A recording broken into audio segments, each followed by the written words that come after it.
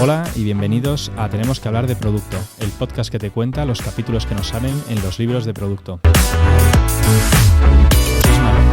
Mil gracias por venir, qué bueno tenerte en el podcast. Si quieres empezamos hablando un poco de qué has hecho antes de estar donde estás ahora. Muy bien, pues nada, muchas gracias y un placer estar con vosotros para reencontrarnos y para hablar un poco de toda la experiencia y de todas las anécdotas.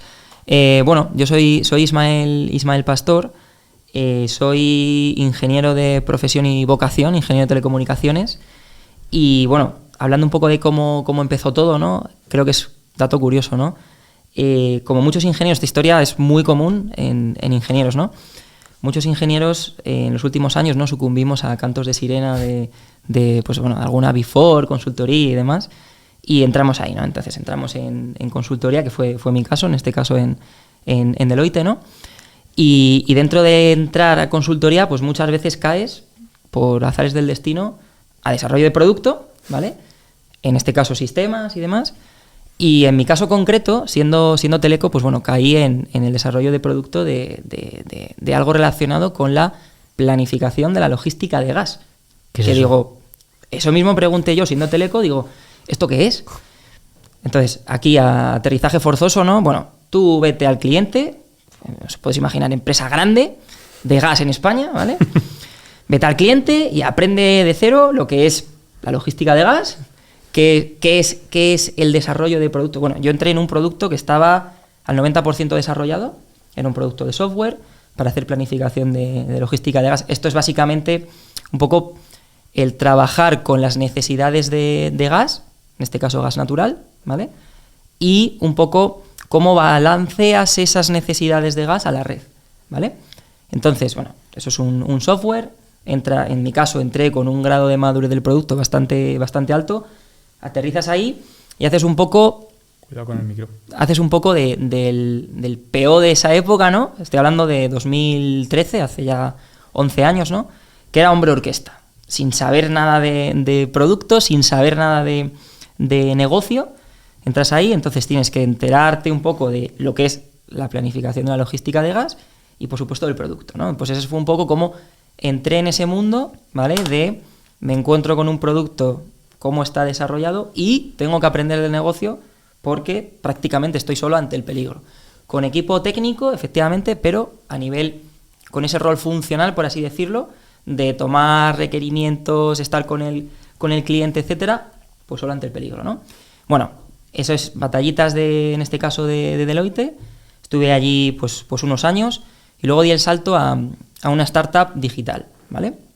En esa startup digital no hacía producto, ¿vale? Era una startup que básicamente era muy de nicho, muy de boutique en cuanto a estrategia digital. Era el momento en los que... ¿Qué hacían? Pues mira, era el momento en el que teníamos el máximo boom de todo lo que tenía que ver con transformación digital. ¿Vale? ¿Qué año Entonces, más o menos? ¿Cómo? ¿Qué año más o menos? Era el año 2015. Vale.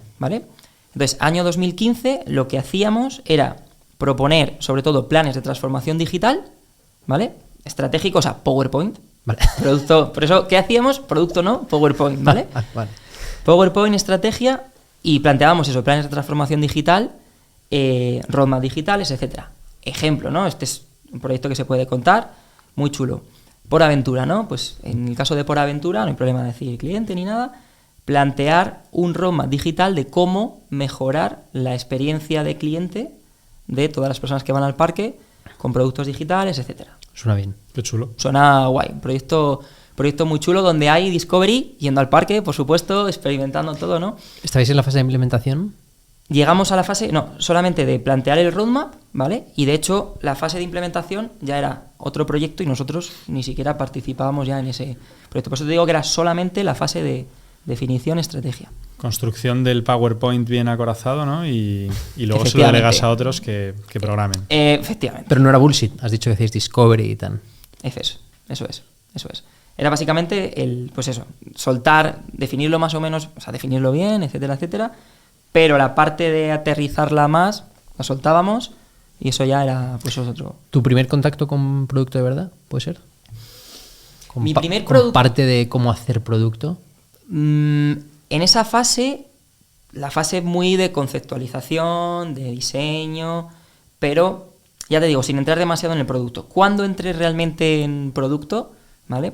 Sin contar las batallitas que eran de manera inconsciente, ¿no? en Deloitte, ¿no? Como decía, después de esta startup ya entré en Minsight, ¿vale? La parte digital de consultoría y desarrollo de producto digital que tiene Indra, ¿vale?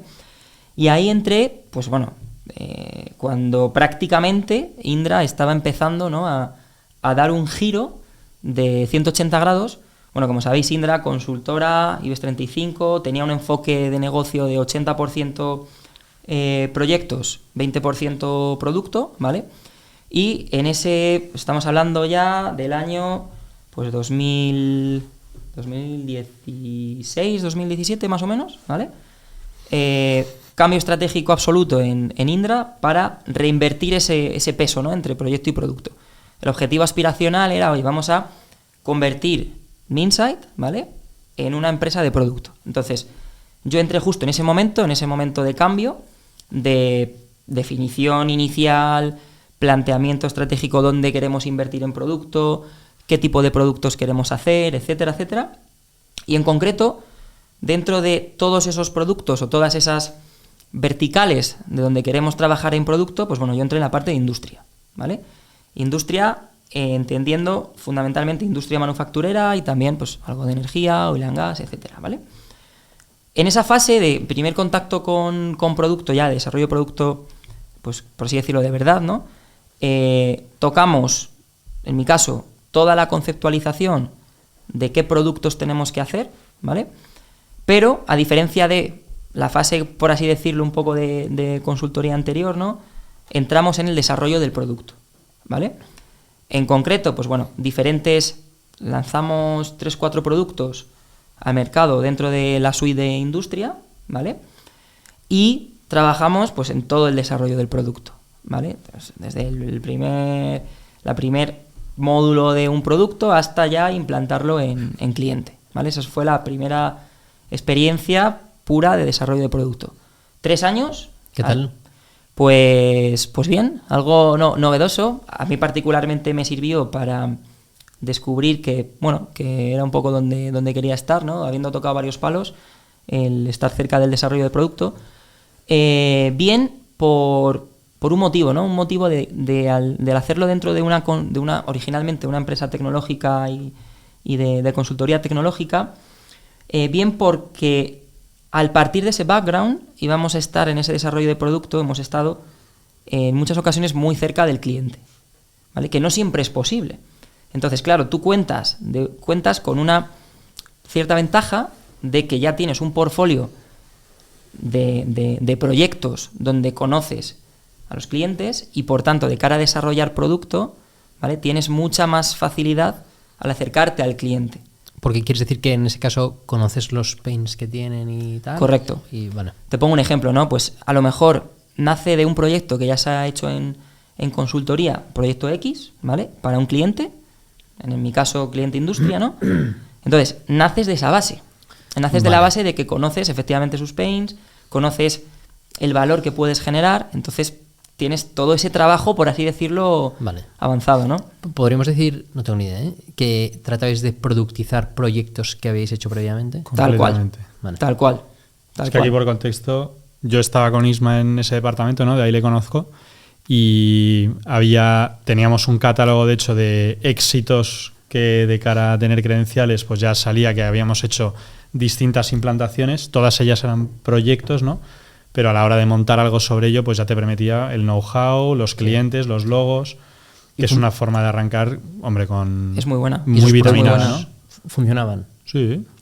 Pero como esos proyectos funcionaban, todavía no estaban productizados, ¿no? Muchos de ellos. Yeah. Claro, ahí el reto estaba en...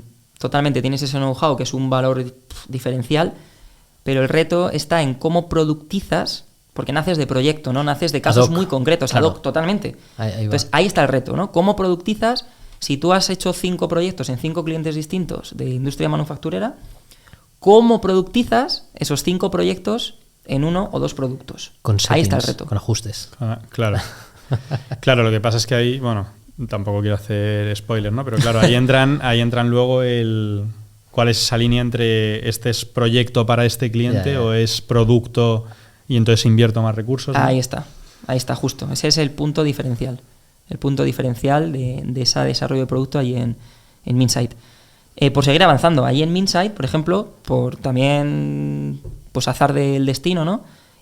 Trabajé en una propuesta de un plan de transformación digital, en este caso, que posteriormente iba a derivar también en desarrollo de producto, para una empresa del sector agro, ¿vale? Que se llamaba Planasa.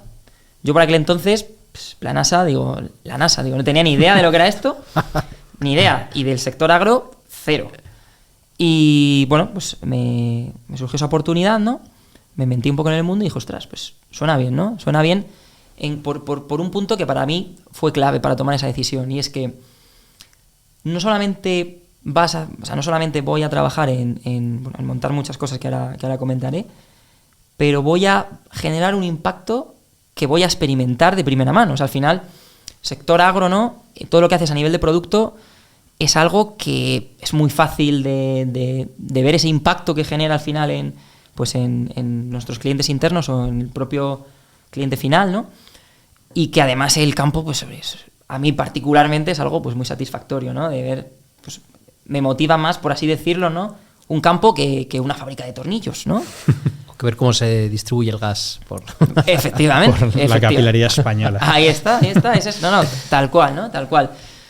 Entonces, entro en Planasa hace ya 5 años, ¿vale? Y entro con un reto de formar... Perdona, que, claro, Planasa, en plan... Justo, ¿cuál es mira, su...? me he adelantado, Sí. totalmente. Pues mira, en Planasa es un sector bastante curioso, ¿vale? Lo que nosotros hacemos es... Tenemos fundamentalmente 2 líneas de negocio, ¿vale? Vale. Hacemos plantas, eso es lo primero, ¿vale? Producimos plantas. Vale. ¿De qué plantas? ¿De qué tipo de plantas? Pues mira, producimos fundamentalmente frutos rojos, ¿vale? Frambuesa, mora, arándano... De las buenas. Las buenas y las caras, ¿no? Ahí, por eso producimos eso. Hay un margen... Yo no ¿Sí? Yo no conocía estos niveles de márgenes hasta que no he entrado en una empresa agro, en una empresa como Planasa, porque es brutal. Y eso que se está vendiendo, software... Efectivamente. Efectivamente. O sea, es una cosa alucinante. Entonces hacemos plantas, producimos plantas de frutos rojos. También tenemos, innovamos también otros productos, pues algo en espárrago, endivia, aguacate. Endivia, el dato, por ejemplo, de la endivia, compres la endivia que compres en cualquier supermercado en España, esa es de Planasa. ¿Ah, sí? No jodas. 100%. Sí, tenemos una tasa de mercado del 90%. Entonces, Mercadona, Carrefour, Día, etcétera, ¿vale? Pues producto de Planasa, curioso. Todos consumibles, ¿no? Comestibles, tal. Vale. Eso es. En el caso de la endivia, digo que vendemos plantas, ¿no? En el caso de la endivia, al final, si vendemos plantas, no te puedes comer una planta, ¿no? En el caso de la endivia también hacemos la fruta. Es decir, si vemos la cadena de valor del sector agro, ¿no? En este caso, naces de, pues, una raíz o naces de una semilla, etcétera. Haces la planta y luego de la planta ya tienes la fruta y es lo que te llega al final a los lineales del supermercado, ¿vale? Entonces, como decía, la planta, pero al final donde está el negocio, ¿vale? Vendemos plantas, es una línea de negocio, y la segunda línea de negocio, Planasa es como una farmacéutica, ¿vale? ¿Qué quiere decir eso? Lo que buscamos es desarrollar plantas, pero nuestras plantas, nuestras propias variedades, ¿vale? A nivel genoma, pues una variedad con un genotipo especial, etcétera, etcétera. Vale. Entonces, al final, digo que es una segunda línea de negocio porque nuestro negocio no solamente es la venta de plantas, sino luego los royalties que cobramos a nosotros al final, nuestros tenéis clientes. Patentes, entiendo. Correcto, eso es. Digo farmacéutica porque es como un sistema de patentes, ¿vale? Nosotros al final vendemos a grandes agricultores cooperativas, ¿vale? Les vendemos la planta y cuando les vendemos al final nuestro objetivo es fabricar nuestras propias variedades, ¿no? Pero también vendemos de terceros. Entonces, cuando vendemos nuestras variedades, nuestras patentes, ¿no? A esas grandes cooperativas, cobramos unos royalties a medida que ellos producen Vuestra variedad de la nuestra planta, variedad, claro. ellos producen la fruta, ¿no? Que eso es lo que llega al final al supermercado, pero nuestra variedad. Entonces, por eso digo que tenemos esa doble línea de negocio, que ahí es donde está el margen. Vale. Ahí, al final, una patente, sacas una patente muy buena, una variedad muy buena del mercado, ¿vale? Y la explotas, pues, hasta que... ¿Cuántos años explota? Pues las nuestras, al final, los años hasta que entra otra variedad y te saca del mercado. O sea, al Ya. final no hay tiempo, ¿vale? Al final de nuestras propias variedades. Entonces, al final, de media a lo mejor una variedad en el mercado puede estar 15-20 años fácil. Una variedad potente, pues en fresa o en frambuesa, puede estar 10-20 años sin ningún problema. Eso quiere decir también que para sacar una variedad potente, el ciclo de I+D, esto es desarrollo de producto, pero no de software, en este caso de plantas. Es producto físico. Correcto, es un ciclo muy largo. Entonces también, pues bueno, tiene esa apuesta, como decía, ¿no? Muy comparable al sector farmacéutico. Vale. Entonces, eso es lo que hace Planasa. O sea, si yo mañana quiero montar una plantación de espárragos, esos espárragos los voy a comprar en Planasa. Vas a comprar la planta del espárrago. Perdón, sí, la planta correcto, del espárrago, eso es. sí. Eso es. Vale. La vas a comprar en Planasa. Vale. ¿Vale? Hay, entiendo, habrá otras empresas que hagan lo mismo, pero en España en concreto, ¿hay muchas? ¿Cómo está el mercado ahí? En España no hay muchas. En España sí que te encuentras. ¿Sois líderes? Hablamos de las dos líneas de negocio, ¿no? Sí. En la línea de producir plantas Ujú. hay más empresas, ¿vale? Son empresas que se llaman de vivero. Como una fábrica, ¿no? Una fábrica de producir plantas, ¿no? Ahí, pues hay muchas. No somos líderes, está bastante repartido el mercado, pero luego en la línea de negocio de nuestras propias variedades, de patentes, por así decirlo, ahí sí que somos líderes. Competimos sobre todo a nivel internacional, competimos con empresas que están en Estados Unidos. Tenemos mucho mercado en Estados Unidos, zona América, Estados Unidos, México, en Sudamérica, Perú. Joder. Entonces ahí es donde está Es empresa española. empresa española, Planasa empresa española, compitiendo con otros grandes estadounidenses y demás. Pero no tan grandes. No Bueno, saben, no ahí saben tanto de estamos. espárragos. No saben tanto espárragos, de frutos rojos y de todo, pero bueno, ahí estamos. Entonces, en todo este mundo, ¿no? De explicándonos un poco el sector, claro, nace también la necesidad. Al final el sector agro, ¿no? Digamos que está viviendo el sector agro lo que a lo mejor vivió el sector industrial, sector manufacturero, oil and gas, etcétera, etcétera, hace 10, 15 años, podemos decir. Esa transformación digital, en el sentido de, ahora ya, en el sector agro, cuando tú inviertes en producto digital, ya te puede hacer ganar una ventaja, ¿vale? Competitiva con muchos clientes, o sea, con muchos Vale. competidores. Y está en el punto en el que eso marca la diferencia. ¿Vale? Y Productos es- De hecho, te iba a preguntar, dentro de la empresa, ¿cómo se distribuye la facturación de el I+D versus lo que es vender las plantas?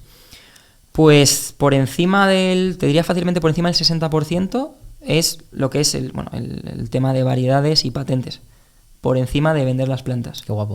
O sea que, por eso, ahora ya entendéis, ¿no? Cuando hablamos del margen, de que tiene unos márgenes brutales, claro, al Claro. final interesa posicionarse en esa línea de negocio, ¿no? Del vender tus propias patentes. Si solo cultivas, pues te vas a 15 céntimos. Están ahora con todo el Ahí tema está. de los... Justo, además, del sector agro, ¿no? efectivamente, con todo el tema del sector agro, aprovechando, ¿no? y explicando un poco el asunto y cómo enlaza con el desarrollo de producto, es verdad que hay quejas de todo tipo ahora mismo con el sector agro, ¿no? Lo que estamos viendo de los agricultores en las calles a nivel Europa y demás, pero bueno, lo podemos dividir en dos bloques, ¿no? Un bloque es todo lo que nace de las políticas medioambientales de la Agenda 2030 que impactan en el campo. Pongo un ejemplo. Medida europea, reducir el 50% el uso de fertilizantes. Que se han echado para atrás, ¿no? Se han hecho para atrás, claro.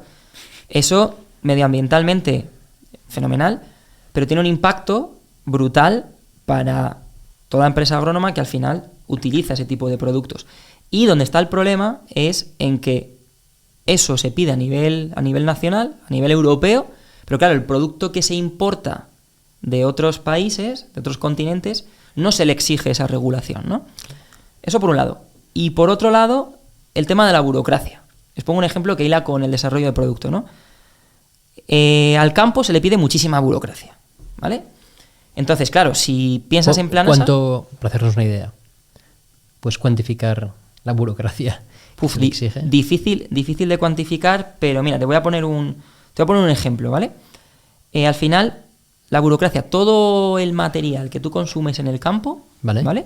Lo tienes que declarar cumpliendo con una burocracia determinada, ¿vale? Ese nivel de burocracia, en el caso, por ejemplo, de España, ¿no? Va aplicado a nivel de comunidad autónoma. Es decir, que si tú eres una empresa que operas en diferentes comunidades, tienes que desarrollar esa burocracia adaptándolo a los requerimientos de cada una de esas... Eso quiere decir de rellenar determinados informes. Pongo un ejemplo, ¿no? Con el tema de burocracia y producto. Lo que hablábamos un poco de todo lo que consumes en el campo, ¿no? Vale.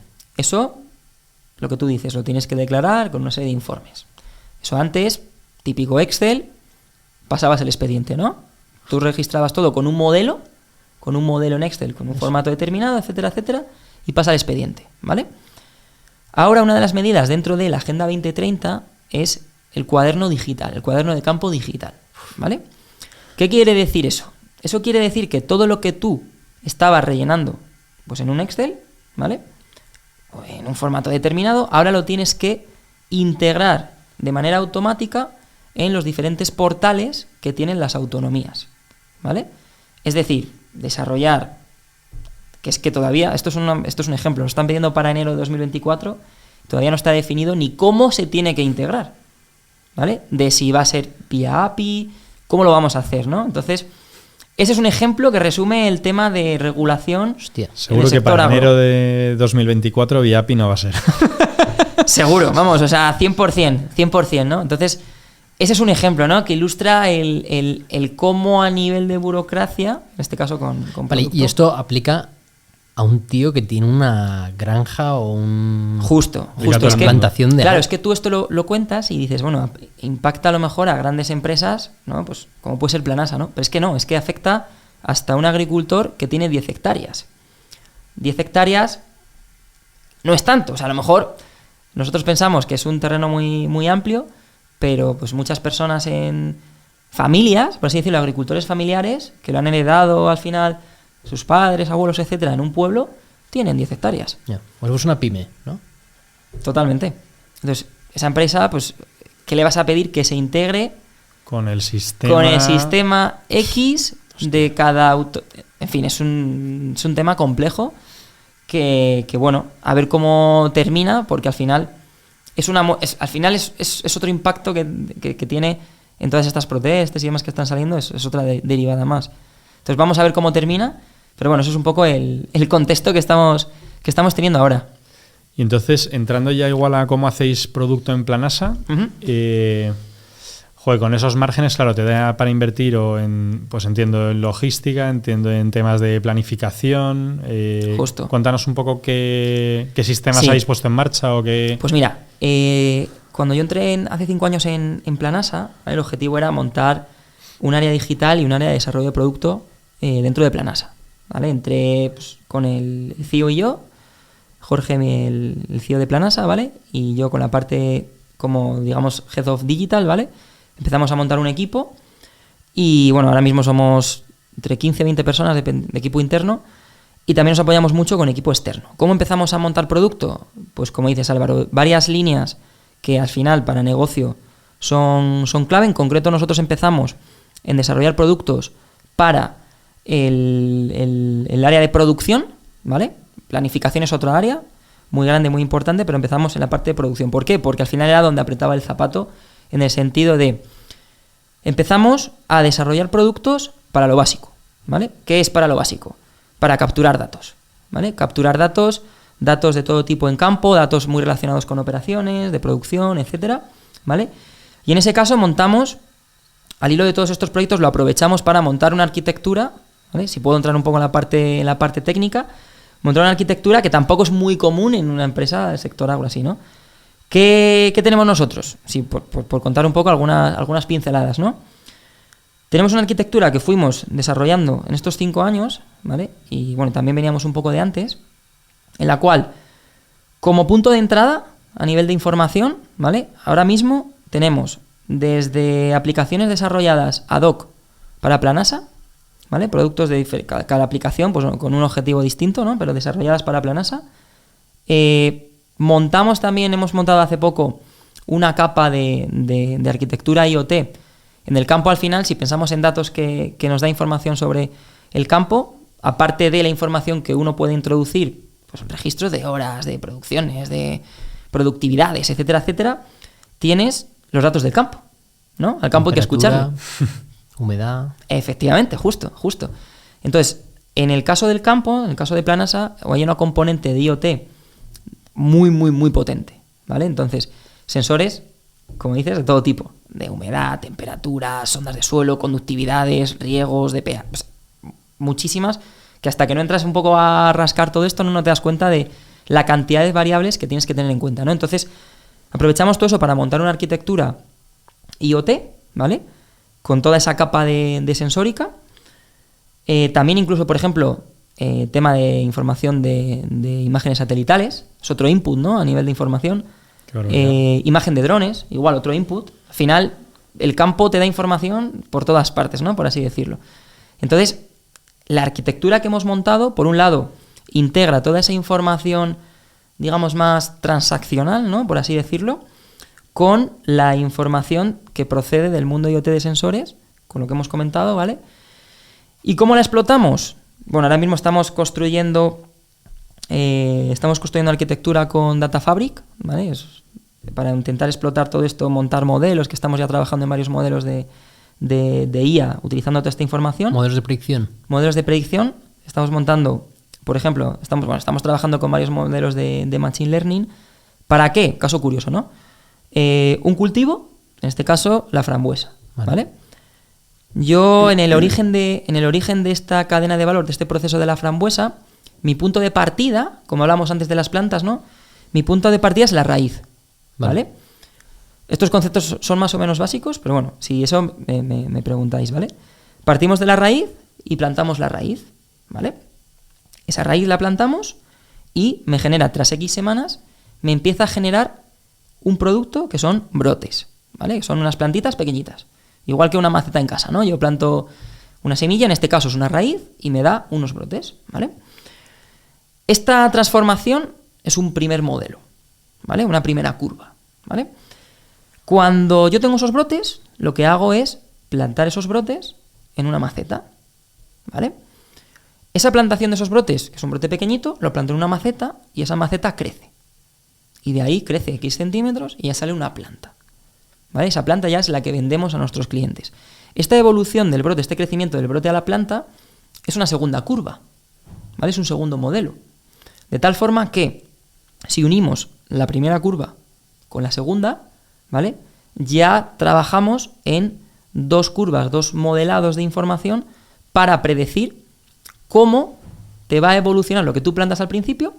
En base a días, ¿no? Eso es, en base a días, en base a información climática. O sea, si va a ser buena o no. Eso es, ¿no? Si va a ser buena o no y cuánto te va a dar, ¿no? Volumen, vale. Eso es, volumen y calidad. Vale. Y también eje temporal. Y en base a eso, ¿le proporcionáis unos cuidados diferentes o lo vais a vender de más caro? ¿Sabes? En base a eso, le tenemos que proporcionar unos cuidados diferentes, efectivamente, ¿vale? El vender más caro no, en este caso no, ¿vale? Pero sí que va a tener unos índices de calidad también diferentes. Vale, claro, porque si no, como le dices a un fulano que, oye, te vendo esto más caro que te va a dar... Claro, efectivamente, ahí está. Esta es de la buena. Me he guardado el brote bueno para ti. Efectivamente, ¿no? Entonces ahí, pues eso, integras en esos modelos como inputs, introducimos datos de sensores en este caso, ¿no? Porque también cómo se esté comportando las variedades, los datos agroclimáticos de los invernaderos en este caso, junto con también predicciones de clima, ¿vale? Porque tienes que tener en cuenta, pongo un ejemplo, ¿no? Anecdótico, oye, pues en momentos en los que, en febreros o marzos, en los que hace mucho calor, como ahora, ¿no? Este invierno caluroso, eso te impacta también, ¿no? En el desarrollo de la planta, te hace que vaya más rápido, ¿no? O se te frene antes. ¿Qué tiempo de vida hay desde que plantas la primera raíz hasta que tienes el brote final? Suelen pasar, mira, en esa primera curva son como unas 4 o 5 semanas, ¿vale? Sí. Y luego en la segunda curva son como unas 6 semanas también. Entonces, vale, te puede pasar 10, 11 semanas, ¿vale? Desde que tú plantas hasta que lo vendes. Y luego... Tampoco es tanto tiempo. No es tanto tiempo. O sea, depende. Si quieres predecir lo que va a pasar dentro de 3 meses... Claro. No es tanto tiempo, pero si tú pensamos a nivel usuario, ¿no? Por ejemplo, las predicciones climáticas. Yeah. Vamos a mirar la predicción de qué tiempo nos va a hacer en Madrid, en este caso, dentro de 3 días. Y eso falla más con una escopeta ferias. Sí. Claro. Entonces, claro, las variedades de clima normalmente son relativamente fiables hasta 14 días. Cuando vas más allá ya se basan en series temporales, en históricos. ¿Y cómo de ágiles sois a la hora de dar unos cuidados diferentes a las plantas en función de lo que vais viendo? ¿Sabes? Claro, ahí es se toman decisiones prácticamente diarias. Eso te iba a decir. O sea, o sea, en base al output de los modelos, ¿vale? De cómo te va a evolucionar en base a esas variables climáticas, en base a otros inputs, se tienen que tomar decisiones diarias. De, pues a lo mejor tengo que plantar menos, tengo que hacer que suba la temperatura del invernadero, en fin, de todo tipo. ¿Toda la parte de modelado de Data Science lo tenéis in-house? Lo tenemos externalizado, ¿vale? Esa parte... Es que eso es sí, mucha eso, tela, ¿no? eso es muchísima tela y al final requiere un nivel de expertise bastante alto, porque luego al final, tema de Data Science, tiras mucho de modelos que existen, bibliografía y demás, y en este caso, sector agro, frambuesa, y no fruta, sino planta, pues os podéis imaginar lo que hay, ¿no? Pues prácticamente ¿No nada. hay gente con 15 años de experiencia haciendo modelos de frambuesas? Desgraciadamente no, y si lo hay, que me llamen, por favor, porque es súper interesante. Y a nivel volumen de datos también será muy loco, ¿no? La cantidad Es de loquísimo. Al datos. final, ten en cuenta que de esos ejemplos que hemos dicho, ¿no? De variables que hemos podido decir, ¿no? Temperatura, un humedad, data point no sé por qué. hora o por minuto. Por hora, y por hora ya a lo mejor está siendo demasiado cuidadoso. Es decir, que lo ideal, tú piensas en temperatura, ¿no? Te puede variar en una hora la temperatura, Medio grado, 1 grado. te puede variar medio grado, 1 grado. Medio grado, 1 grado tú no te das cuenta, pero una planta sí. No. Entonces el nivel de volumen de datos es significativo. No, y que multiplicas por hectáreas. Claro, no es, efectivamente. No es un sensor por... Eso es, Por eso granja, es. ¿no? Entonces Bueno, por luego a todo plantación. esto la gracia también es cuádralo con la demanda. Esta es la gracia del sector, ¿no? ¿Qué quiere decir eso? Tú no solamente tienes que sacar X plantas en un momento determinado. Tienes que sacarlo en el momento que te lo piden, Claro. ¿vale? Y la cantidad que te piden. Entonces es un dato más, es otro input del modelo también para cuadrar toda esta información. No te vale con sacar una cantidad de plantas una semana, no, la tienes que sacar en la semana en la que te lo pide el cliente. Claro. Porque ahí hay 2, 3 ventanas al año para plantar. ¿O? Claro, en este caso depende, en la frambuesa en concreto hay una. Entonces, claro, tienes que al final pensar, ¿no? Esta planta va a una cooperativa que también tiene que organizarse en cuanto a personal para luego plantar estas macetas en su campo, etcétera, y tiene que cuadrarlo también al día. Entonces, con esa ventana no puedes irte ni 2 semanas. Entonces es otro input más por la cual tienes que Joder. meter más info a los modelos.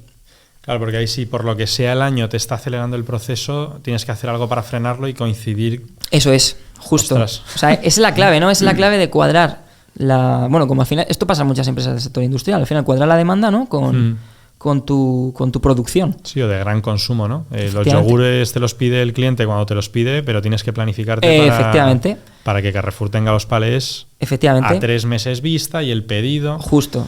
En este caso tienes la variable de que es un ser vivo.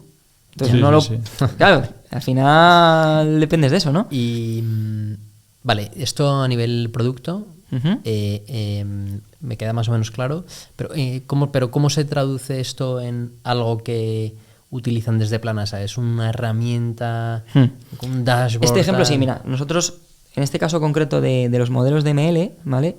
Es un front, Vale. al final es un producto web, ¿vale? En el cual, pues bueno, se carga automáticamente información que procede, en nuestro caso a nivel de la arquitectura, como comentaba, esta parte de Mundo IoT, la combinamos con cubos analíticos, ¿vale? Esto es en fin, tiene su complejidad, ¿no? Cubos analíticos, básicamente información diversificada en varias tablas, bases de datos del mundo relacional, ¿vale? Montamos estructura, en este caso SSAS, cubos analíticos de Microsoft, ¿vale? También lo combinamos con algunos reportes SSRS, que es algo parecido, ¿no? Del mismo mundo. Entonces, esa información se integra automáticamente en ese data lake, ¿vale? Por al final combinamos lo que procede de ese mundo relacional, ¿vale? Con lo que procede del mundo IoT que hemos comentado. Lo combinamos en este data lake, ¿vale? Y ahí es donde desarrollamos, en este caso con tecnología Microsoft, con Azure, ¿vale? Varios módulos y desarrollamos toda la parte de modelado. Entonces, el producto que consume el usuario, ¿vale? Es una página web, es un front, en el cual le permite hacer simulaciones. ¿Simulaciones de qué? Jugar con cuánto dice que va a plantar, cuánta demanda tiene y hace simulaciones. Entonces ve lo que le dice el modelo, los modelos de Machine Learning, ¿vale? con simulaciones teóricas que la aplica. Entonces va comparando sus cálculos teóricos, ¿vale? En ese front, al final un front pues, muy, muy visual, está desarrollado en Angular, tiene, en fin, bastante interactivo, bastante amigable, ¿no? Y va jugando con eso, va jugando con sus predicciones teóricas, sus modelos teóricos, estadísticos, que están desarrollados también en el front, con los outputs de los modelos. Y con eso va tomando decisiones, pues prácticamente a diario, ¿vale? Como estábamos diciendo antes. Entonces va jugando con eso, en ese producto va comparando, le van viendo, va evaluando desviaciones, etcétera. Joder. A mí me surge un problema a la hora como de pensarlo, que creo que es parecido al que teníamos con los modelos predictivos, ¿no? Uh-huh. Que al final, lo que hacíamos era un modelo predictivo para ver cuándo se iba a romper la máquina, ¿no? Pero para entrenar ese modelo se te tiene que romper la máquina, ¿no? Entonces, pensando aquí que las frambuesas se plantan una vez al año, ¿habéis sido capaces de hacer ya suficientes ciclos de plantar y meter la herramienta como para pedir impacto? Para poder medir impacto. Esa es una pregunta buenísima y te voy a dar un dato, fíjate. Nosotros al final, ese de romper la máquina que estamos hablando equivale para nosotros a un año de campaña. A un año. O sea, necesitamos un año entero para hacer esa simulación de si se me rompe o no se me rompe la máquina, ¿no? Entonces, claro, nosotros ahora mismo, por ejemplo, contamos con un histórico de 4 o 5 años. Solamente meter un año más de datos te puede impactar en el rendimiento de los modelos, en el accuracy, entre 2 y 5 puntos porcentuales. Es una barbaridad, es decir, el pasar de tener un solo año, que puedes tener, dependiendo de la variedad, en fin, puede estar entre un 30-50% de precisión del modelo, le metes otro año más, multiplicas por 2, te pones en el 60%. Y así va subiendo. Obviamente la curva al final se aplanará, sí. Se va a aplanar, efectivamente, pero es una barbaridad. Sí, eso es pasta. ¿Cómo impacta? Eso es pasta, efectivamente. Y vale, pues, y otra pregunta. ¿Y el modelo con distinto set de entrenamiento, pero el modelo es parecido al de la frambuesa al de la fresa? O sea, ¿utilizáis totalmente diferente? Es que está la gracia. Sí, o sea, es que es más, dentro de la frambuesa, por ejemplo, de un producto, nosotros, como decías, si os acordáis, hablamos de las variedades, ¿no? Ya solamente una variedad distinta tiene un comportamiento, puede tener un comportamiento diferente, y el modelo en cuestión que puedas aplicar puede llegar a ser incluso diferente. Dices el modelo de base. El modelo de base, que está una Labus o series temporales, el que sea, el modelo de base puede llegar a ser diferente. Yeah. Entonces, claro, al final es el grado de complejidad que tiene una cosa así. Pero para cuando, por ejemplo, sacáis una variedad nueva, iréis a ciegas, entiendo que... Totalmente. Pero habrá una base de que dices... Bueno, hay un know-how ahí. Claro, vas a ciegas, al final, como en todo ML, ¿no? Plantas toda la vida, también es verdad, ¿no? Claro, pero... es muy, muy buen punto. Vas a ciegas, pero el planificador a nivel humano también va a ciegas. Entonces, si en ese caso el modelo te puede dar una cura, así que luego lo vas a medir, yo sé, de un 30-40% o menos, ya es más, probablemente ya es más, de lo que una nueva variedad puede darle o puede pensar una persona, al final un humano. ¿Por qué? Bueno, haces comparaciones con otras variedades, temas climáticos, fincas, etcétera. O sea, es un... Y aquí entiendo que tenéis otra... O sea, hay como una derivada que es súper potente, que claro, esto es un reto gordo. Entonces, tener esto dentro de Planasa versus a vuestros competidores, entiendo que os puede dar un punto diferencial. Ahora mismo en esta fase, que bueno, es una fase bastante incipiente, ¿vale? A nivel de desarrollo de producto, claro, nosotros este tipo de proyectos, quizás más de I+D, ¿no? Al principio lo tenemos en gran parte externalizado. Ahora bien, yendo para adelante con estos proyectos, si siguen saliendo como están pintando, ¿vale? O sea, bien. Claro, es un know-how que interesa tenerlo internalizado porque es precisamente lo que te marca la diferencia, ¿no? Al final, todo el tema de IA, modelos, etcétera, en el sector agro que te predice con mayor o menor efectividad, intentando que sea maximizarlo, por supuesto, es lo que te marca la diferencia. Es el cuadrar toda esta información, es el que te va a dar la ventaja competitiva con otras grandes empresas, ¿no? Que están ahora mismo. Entonces, por supuesto, a nivel de producto, a nivel de estrategia de producto, vamos, lo tenemos además en mente de que si esto sigue adelante con la pinta que tiene y con los datos que estamos midiendo, esto conviene internalizarlo porque es el know-how diferencial. Qué bueno. Entonces, sí. Y una pregunta que también, o sea, al final en producto muchas veces decimos que los buenos equipos tiran cosas, ¿no?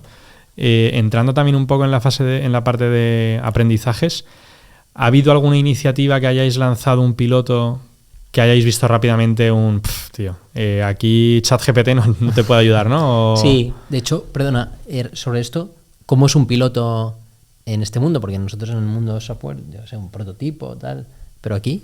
Igual, o sea, es igual en el sentido de trabajamos mismo ciclo de desarrollo de producto, de conceptualización del producto, fases comunes a pueden ser otras industrias, ¿vale? Y luego a la hora de hacer un piloto con ese prototipo, etcétera, nosotros en concreto desarrollamos producto a nivel interno, tenemos clientes, o sea, nuestros clientes son clientes internos, usuarios de Planasa, de diferentes departamentos, etcétera, y lo mismo, hacemos prototipo, hacemos pilotos con ellos, ¿vale? Que hayamos tirado y por qué hemos tirado, ¿no? Respondiendo a la pregunta de Álvaro. La principal causa por la que hemos tenido que tirar producto es por no desarrollar el producto, ¿vale? Desde su fase de prototipado como la fase de pilotaje, con la máxima involucración del usuario. O sea, caso típico, ¿no? O sea, esto no, como veis, el sector agro, lo mismo, ¿no?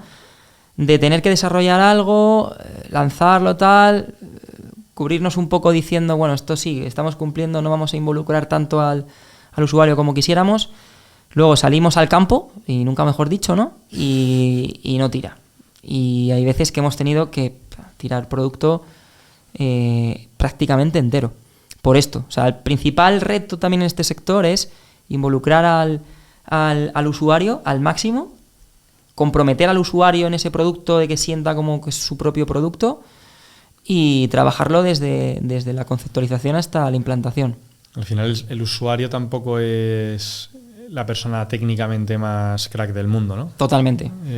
Por eso, y justo hilándolo un poco con el tema de externalizar desarrollos, que, bueno, en Planasa lo hacemos dependiendo un poco del producto, pues usamos esa estrategia, ¿no? Mucho cuidado con eso, porque, claro, lo que dice Álvaro, ¿no? Esa persona, a lo mejor ese usuario, no tiene ese conocimiento técnico. Al final, nuestros usuarios son, en el mejor de los casos, ingenieros agrónomos, pero tenemos de formación de todo tipo, ¿vale? Y desde luego formación técnica a nivel de producto no tenemos. Entonces, el externalizarlo, lecciones también aprendidas de eso, el PO lo tienes que tener sí o sí en tu propia, o sea, in-house, 100%, en el equipo, en este caso en el equipo de IT. ¿Por qué? Porque al final los usuarios con los que nosotros manejamos quizás no tienen ese perfil o esa traducción, por así decirlo, técnica, y sí o sí tenemos que trabajarlo con eso.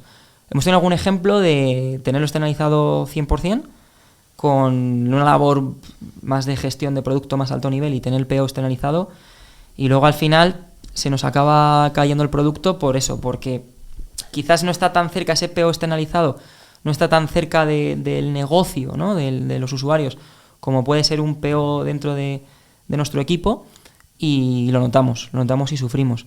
Entonces eso es un punto que también es común a otras industrias y que nosotros también la tenemos en el sector. Es que encima es un negocio muy poco digital, ¿no? Efectivamente. Entonces hacer ese traslado, toda la parte que hablabas de transaccionalidad, claro. No puedes... Claro. Bueno. Es lo que hablábamos, ¿no? En el sector agro es como el sector, es muy bonito y tiene un potencial brutal porque es el sector manufacturero de hace 15 años. Entonces es un nivel de madurez digital que es sustancialmente más bajo, ¿no? Entonces, claro, tienes que encontrarte en esa situación. Al final, pues el nivel de manejo de herramientas, el nivel del background técnico, como decíamos, de los usuarios, pues ahora está empezando a crecer mucho. O sea, en los años que llevo ya 5 años, o sea, es brutal cómo ha crecido, cómo ha madurado también digitalmente el propio usuario. O sea, estamos hablando de usuarios que es un técnico de campo, ¿no? Un agricultor de algún pueblo por ahí perdido en sabe Dios dónde, ¿no? Y que está empezando a trabajar con herramientas digitales. Claro, porque no sustituyes a nada más que al feeling del tío, ¿no? A la intuición de... Efectivamente. O sea, al final, los impactos del producto digital en este sector, fundamentalmente es, como estamos en la fase sobre todo de digitalizar muchos procesos que eran muy manuales y demás, reducir el tiempo de los procesos, ¿vale? Y darle una información que antes no tenía y no era capaz de procesar, ¿vale? Lo que hemos hablado, ¿no? De los modelos, por ejemplo. Tío, perdona, ¿y le ven el valor? Te pregunto porque yo, cuando estamos en Geoblink, el producto era la pera. También reemplazábamos el know-how del tío, de no, veo que el edificio aquí mide tanto, estimo que... Y era complicado decirle que gracias a nosotros iba a tomar mejores decisiones. Ese es el mayor reto, o sea, la mayor complejidad que nos hemos enfrentado, el que perciban el valor. Al principio, con total honestidad, no. Claro. No veían el valor. Además, pongámonos un poco en el lugar de esos usuarios, ¿no? Llevan 15, 20 años, ¿no? A lo mejor trabajando de una manera determinada, en una sola compañía. Entonces, tienes que ir tú a convencerle de que con este producto digital su vida va a mejorar. Claro. Y eso que es usuario in-house. Y eso que es usuario in-house, efectivamente. Joder. Y como Lee es el modelo de ese año, ¿la culpa de quién ha sido? ¿Del modelo o suya? O sea, bueno, también eso es también es como la excusa más recurrente, ¿no? ¿O algún problema? No, es el modelo. Es el modelo, es el Tío, producto. Y para esto, como muy de producto, ¿no? Que nos podría pasar también a nosotros, ¿cómo tratáis de convencer a los usuarios del valor y si habéis visto una mejora en cuanto a la percepción que tienen los usuarios del valor? Sí, a ver, con honestidad, ¿vale? Nos hemos encontrado usuarios de todo tipo. De los que el tipo de personas al final que quizás están más abiertos y ya lo prueban, lo ven y ya están convencidos de ese valor, ¿no? Hasta los que no hay manera. Entonces, ¿qué es lo que hemos hecho? Hemos hecho mucha medición de producto, en este caso, por ejemplo, de aquellos procesos en los que lo vamos a digitalizar con el objetivo de reducir tiempos, mucha medición, en este caso, de producto, al final del beneficio del producto. Tiempos, por ejemplo. Oye, digitalizamos un proceso que antes era más manual.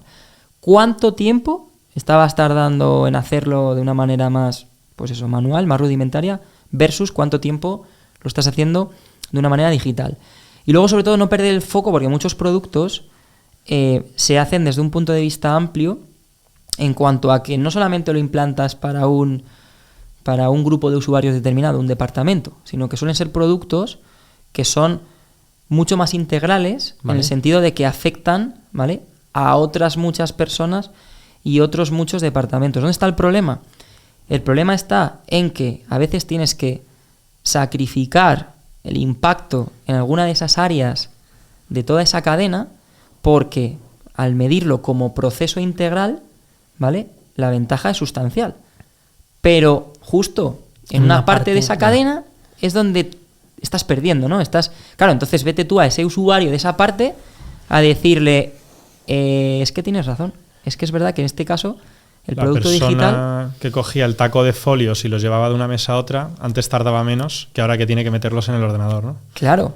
Sí, a lo mejor en ese ejemplo, ¿no?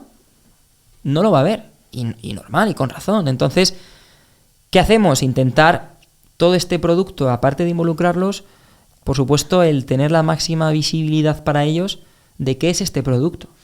De que es un producto que no solamente es para ese pequeño área, ese grupo de usuarios, sino que es un producto con mucho más impacto. Que vean todo ese proceso. Pero aún así, obviamente, muchas veces es complicado, ¿no? Claro. Claro, vete tú a explicarle, pues eso, que no solamente es para el pequeño proceso en tal finca, en tal campo, sino que es para todos. Explícaselo. Y aquí, bueno, es que me gusta mucho que hagas la comparación con automoción hace 15 años, pero yo recuerdo en alguno de los proyectos que estábamos de automoción hace 5 o 6, que llegabas al almacén, le decías, ostras, la pizarra esta que tienes, te la integro con la parte de almacén, te la integro con no sé qué, y llegaba el tío y te decía, la pizarra no me la toques. Sí, sí, tal cual. Porque tienen control directo, ¿no? Entonces muchas veces al digitalizar pierdes esa artesanalidad, esa parte de artesanía sobre el proceso. Eso entiendo que también tenéis una resistencia ahí justo, gorda, ¿no? Ese lo llamamos el ownership del dato. Claro. Tal cual. Al final, en ese proceso manual tienen la sensación, ¿no?, de falso control, entre comillas, porque son los owners del dato. Bien sea la pizarra que estamos comentando, o bien sea el Excel de fulanito, o bien sea el no sé qué. Claro, es la sensación de es mi dato. Entonces yo controlo ese dato.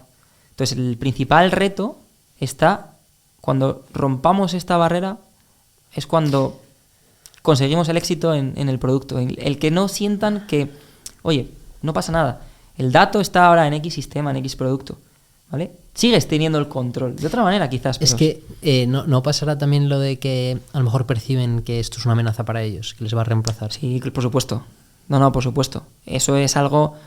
Este tipo de proyectos, de implantar este tipo de productos, trabajamos de la mano con recursos humanos porque hay una gestión del cambio también brutal. Yeah. Al final es eso, es el intentar perder el miedo. Y luego también hay mucho cambio. Tiene que estar acompañado de un cambio de perfil, ¿no? Claro. Muchas veces pues es una persona que está acostumbrada a hacerlo de una manera determinada. Entonces van acompañados de muchos planes de reciclar o de mucha formación para cambiar perfiles. No para poner a una persona, sustituirla por otra, ¿no? Sino para que esa persona también se forme en otras cosas y acabe al final percibiendo el valor. Pero sí, es un punto crítico. Qué pasada. Sí. Oye, una pregunta que me gusta mucho. ¿Qué hacéis ahora que no hacíais hace un año y medio que ha tenido un impacto brutal, ¿no? O sea, que habéis cambiado en vuestra forma de gestionar estos proyectos, estas iniciativas o la forma en la que hacéis producto, que digas, ¡fua! Si lo hubiera sabido hace un año. Sí, pues mira, cuando empezamos a hacer producto, ¿vale? Lo hemos hablado un poquito, un poco en la conversación, ¿no? Pero empezamos con la parte de externalización, ¿vale? Y con la involucración del cliente, bueno, el cliente interno en este caso, ¿vale? Del usuario, que, bueno, no luchábamos tanto, porque al final esto muchas veces el usuario, ¿no? El involucrarse directamente en el desarrollo del producto lo ve más como una pérdida de tiempo muchas veces, ¿no? Que como un valor, ¿no? Entonces, al principio no cuidábamos tanto este detalle, ¿no? Este detalle de, oye, vamos a trabajar muchísimo con los usuarios para que se involucren, para que sientan que es su producto, etcétera, desde el primer momento. Cuando nos hemos dado cuenta de esto, ¿no? De la relevancia que tiene, es cuando al final el valor del producto se ha incrementado exponencialmente, una barbaridad. Entonces, ¿se puede externalizar productos? Sí, no hay problema.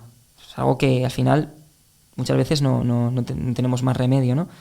Pero desde luego lo que no se puede abandonar nunca es el introducir de lleno al usuario, sea el que sea Pepe el del pueblo, el agricultor que lleva 20 años y que no ha cogido un móvil en la vida. Da igual, hay que trabajarlo con ellos.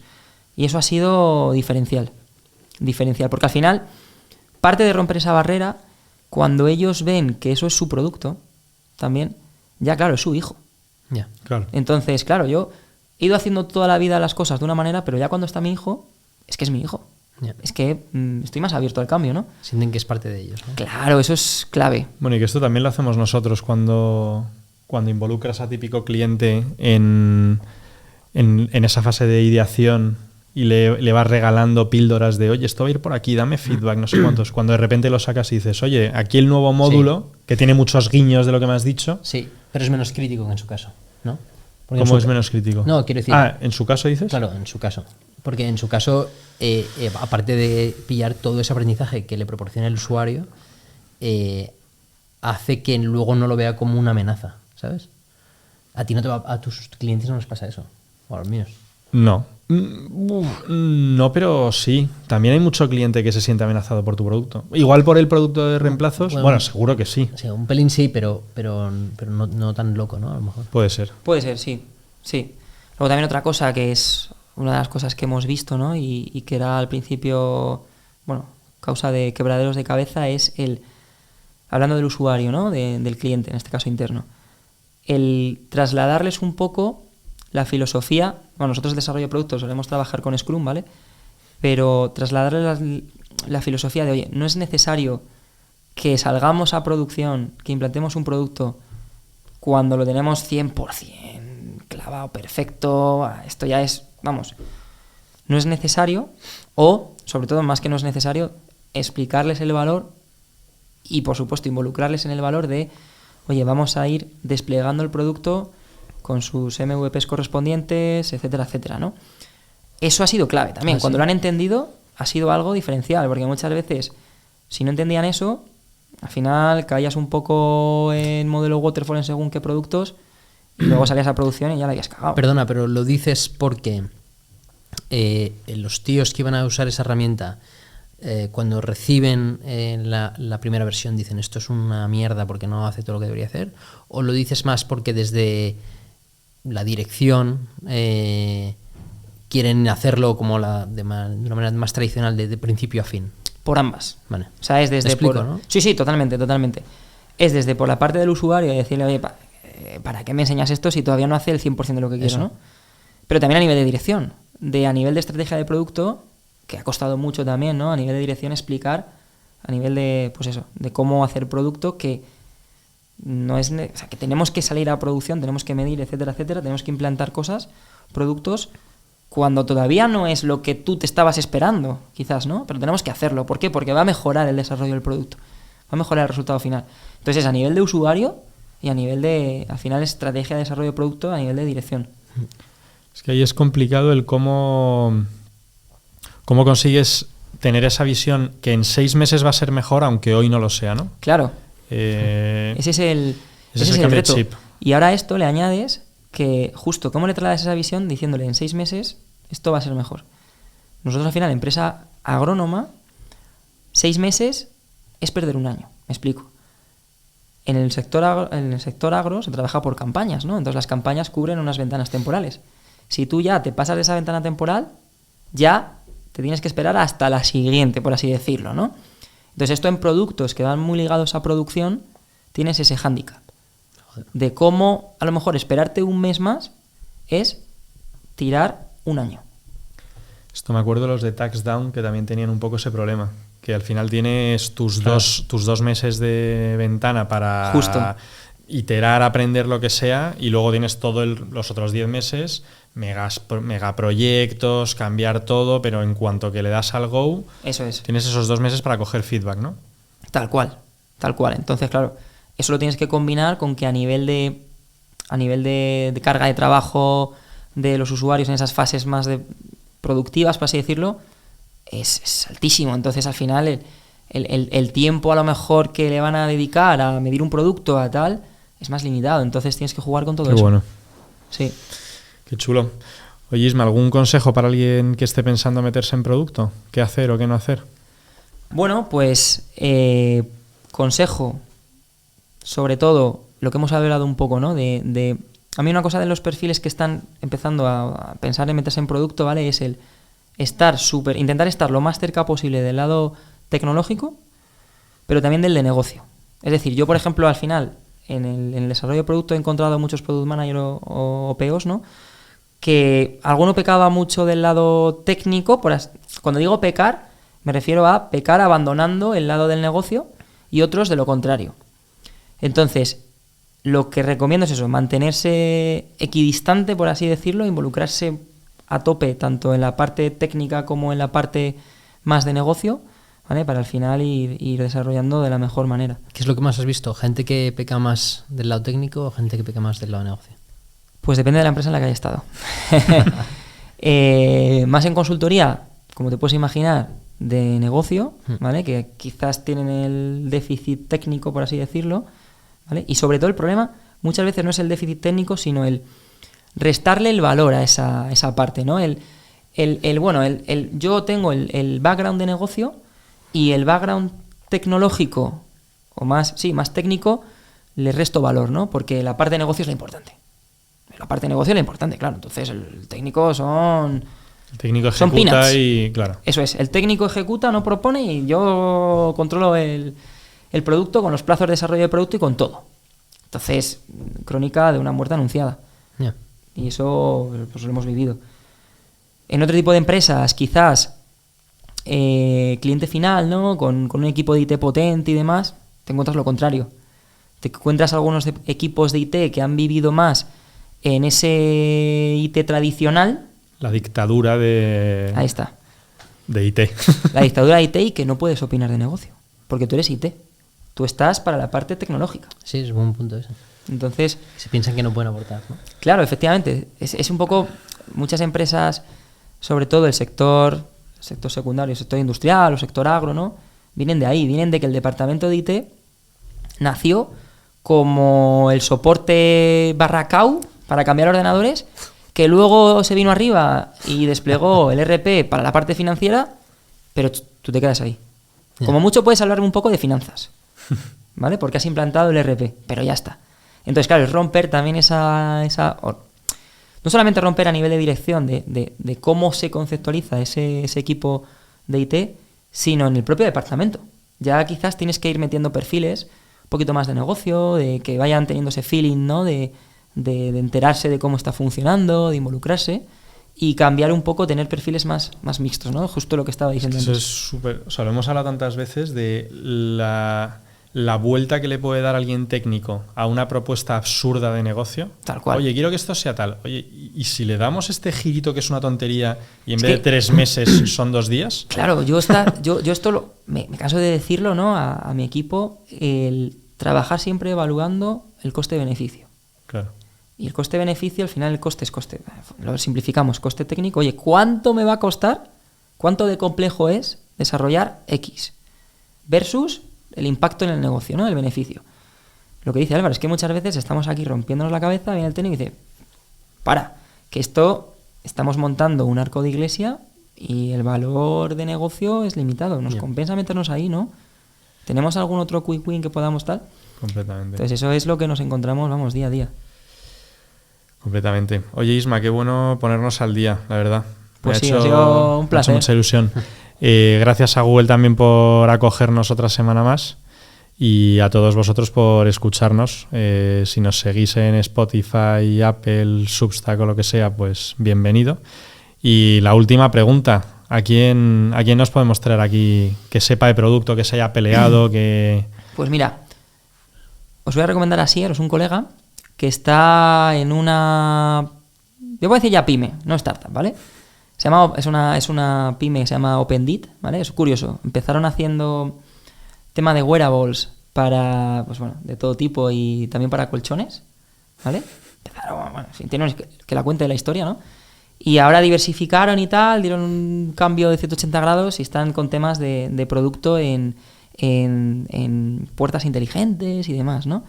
Y él es el CPO de OpenDit, Asier Guerra, y yo creo que os puede contar cosas chulas. Asier, que coincidimos con él en Minsight, Justo. que le he invitado ya varias veces y no viene. ¿En serio? Hostia, eso... Así que, Isma, te voy a pedir que... eso yo te ayudo, le hagamos un poco de presión. Yo le voy a ver decir, si- por favor, no quiero Shadowing, Álvaro, no, tienes que venir aquí a cambiar el campo por las puertas. Eso es, que encima están haciendo cosas muy chulas Sí. en OpenDit. Sí.